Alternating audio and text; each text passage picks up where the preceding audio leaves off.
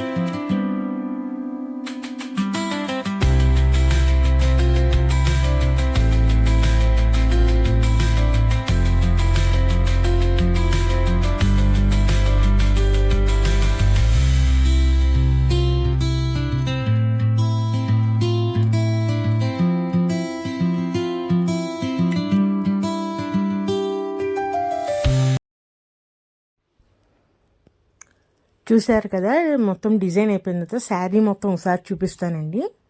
చాలా బాగుంది. ఈ శారీలో నేను మల్టీ కలర్ టాజిల్స్ అనేవి యూస్ చేశాను. ఎందుకంటే శారీలో మల్టీ కలర్స్ ఉన్నాయి. చూసారా, బ్రౌన్తో పాటు ఈ శారీలో చక్కగా స్కై బ్లూ ఉంది, మెహందీ గ్రీన్ ఉంది, అలానే పింక్ షేడ్ ఉంది, లైట్ పింక్ ఉంది. అయితే నేను 3 కలర్స్తో నేను ఈ డిజైన్ చేశాను. ఎక్కువ టాజల్స్ వద్దన్నారు కాబట్టి తక్కువ టాజల్స్తో దూరంగా వేసినా కూడా మనం మిడిల్లో బిగ్ సైజ్ గోల్డెన్ బీడ్ తీస్తాం కాబట్టి చాలా బాగుందండి. మరి ఇదే ఈ రోజు అయితే ఈ డిజైన్ అనేది మీకు కూడా నచ్చితే ఒకసారి ట్రై చేయండి. మరొక మంచి డిజైన్తో మళ్ళీ కలుస్తాను.